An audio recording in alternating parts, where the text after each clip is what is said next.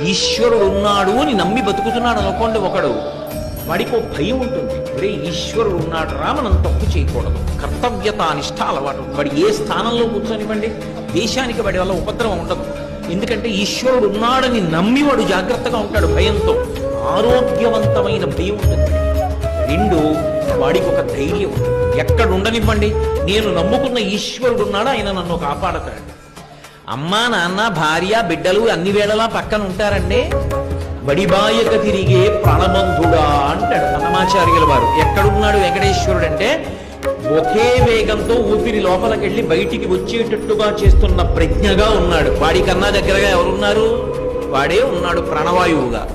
ఉన్నప్పుడు వాడు నా పక్కన ఉన్నాడు, నాకు ప్రమాదం ఏమిటి? వాడు నన్ను కాపాడతాడన్న నాడు నాకు భయం ఉండదు. నేను నిర్భయంగా మంచి పనులు చేయగలుగుతాను.